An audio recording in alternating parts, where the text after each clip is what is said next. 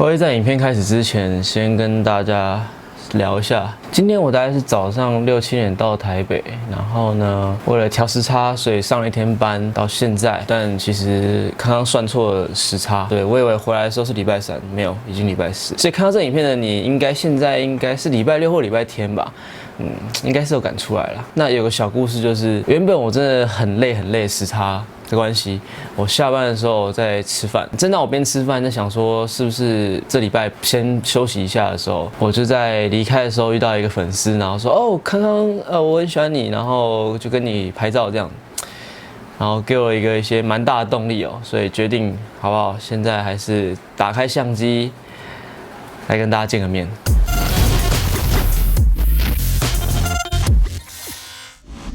仿赛车呢，帅气的代名词。自古以来呢，大家都对于仿赛的顶点啊，都有一个公认的指标，那就是公升级。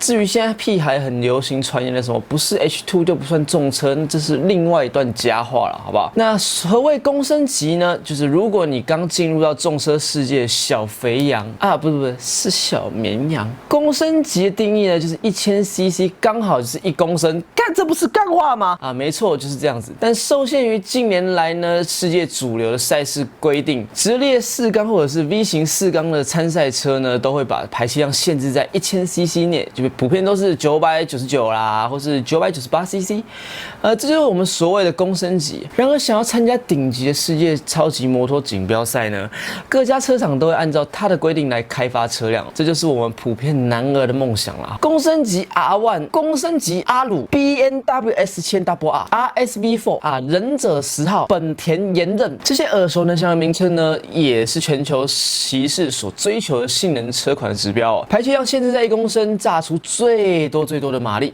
拼出最高的极速，在弯道中拥有最好的操控，不仅仅是各家车厂所追求的目标，也是全世界车迷的梦想指标。OK 的，是不是？身为仿赛迷的你，怎么可以避掉公升级呢？对不对？好了，在这边呢，有些老司机就跳出来说，不对，康康，你最爱的杜卡迪近年的车款都是超过1公升的排气量啊，你是不是唬我啊？在这边呢，我们快速带过一下小知识啊。B 康是知识型 YouTube，OK。早期的 WSBK 的4缸车的是限制在750cc 内，双缸车是1000cc 内。因为不同形式引擎的差异，会有性能上的落差。为了让赛事公平，才有不同的规定。而在2003年改之后，所有的引擎排气量都在1000cc 内，让双缸引擎的优势不在啊。杜卡迪用了最后一代999撑下了最后5年的历史哦。在双缸引擎科技极限下呢，最后还是不敌4缸科技的进步。当然，其实双缸4缸呢本身就有一个引擎的极限差异哦，所以呢几年后的大会再度更改双缸引擎的排气量限制，双缸提升至1200cc 内，这是大家所看到不同于999cc 的1098、1198、1199、1299。虽然1299改了型号改了，但是引擎还是1199排气量。OK， 拉回正题哦，就知道为什么大家都把公升级当做一个性能指标的原因了吧？毕竟啊，世界冠军的头衔能缔造车迷心中的地位嘛，所以呢，更巩固了世界赛事规定下的公升级王者的名称哦。这样你就能了解为何双缸车迷不在乎超过公升级的排气量了。而双缸战车在锦标赛一直无法获得年度的胜利，这也是杜卡迪的痛处哦。毕竟坚持传统使用双缸战车，力拼4缸战车的车厂只剩下它啦。这种精神值得敬佩一下。所以呢，约在2017年前后的杜卡迪也证实了下一代的顶级仿赛呢将采用 V4 的4缸引擎。然而世人呢等到第一台杜卡迪战车出现了 V4 引擎，什么？既然是采用1003cc 的排气量引擎，说好了公升级呢？看到这，车迷都一头雾水啊！久违拿到 WSBK 世界冠军的杜卡迪竟然推出一台不符合规定的引擎 ，Damn what the fuck！当然，杜卡迪他们有自己的计划，于是，在2018年呢，还是使用了旧款的双缸战车出战，下场当然是被屌虐一波啦。而最一开始让大家最想不通的就是，为何不让 V4 一开始就使用999cc 的引擎呢？既符合规定，也能试售。而卡迪给予的回复是，1103cc 的 V4 引擎在道路上使用呢，拥有更加的扭力，更适合市区使用，并且呢，要推出一台真正参加 WSBK 的赛车，杜卡迪必须要跟自家赛车部门杜卡迪 Corsa 密切配合进行开发研究，才能有最棒的车子出来。而喜欢比赛的热血汉子啊，真的是快被杜卡迪给急死啊！公升级都很有力的，谁在乎那么多那么一点点扭力啊？像刚刚能看到 logo 跨上车就已经高潮了，还在乎那几 cc 吗？直到 WSBK 草骑的常胜军 Aprilia 也推出了另外一款2019 RS V4 1100CF， 又是一款超过比赛规定容积引擎。为什么两家车厂呢采取这样的市售模式呢？车厂你到底在想什么？原来这两家车厂早就发现，购买自家仿赛的客户呢，绝大多数的客户并不会拿自己的车去参赛哦，大多都是拿去参加赛道日，而赛道日是没有规则的限制。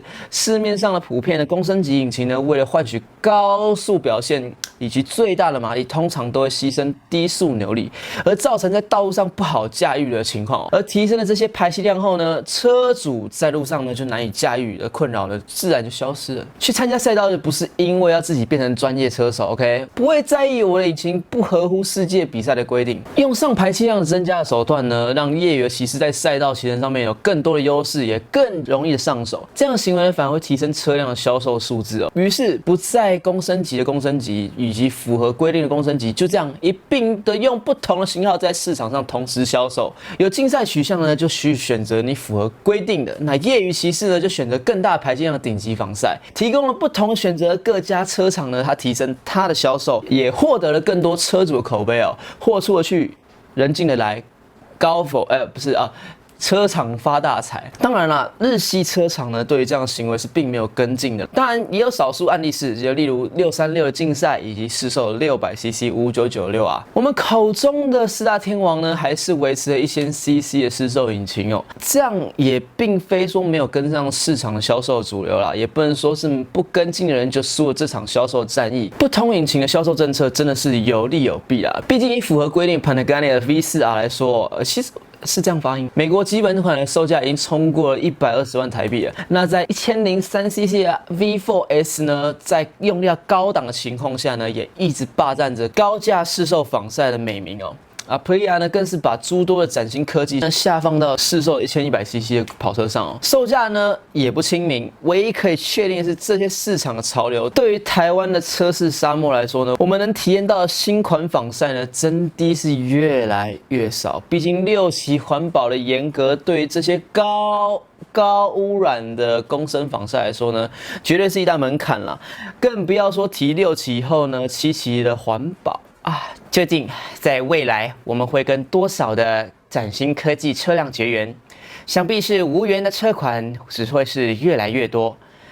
那就让我们继续看下去。其实今天影片呢，无非就让大家了解一些小知识哦，让大家呢上山聊天的时候呢，可以嘴一下车友，让大家觉得你好像很屌，懂得很多。所以呢，好啦。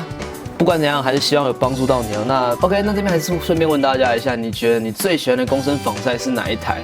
那你到底在不在乎 CC 数的差异呢？在下面留言让我知道。好了，那基本上这节康直接就到这里。如果你喜欢这影片的，麻烦按赞、订阅、加分享。当然，你可以订阅我，订阅小铃铛，按下去，只要看到有上传新的小影片呢，你就可以看得到。那谢谢你们的等候，刚刚迟到了，不好意思。拜拜。by the way， 现在是凌晨的3点，原本吃饱饭回到家就要弄了，但整理了一下稿子就睡死，所以现在康康真的强啊！只要你看得出来的话，假如有人有什么快速解决时差的问题呢，也麻烦在下面留言。对，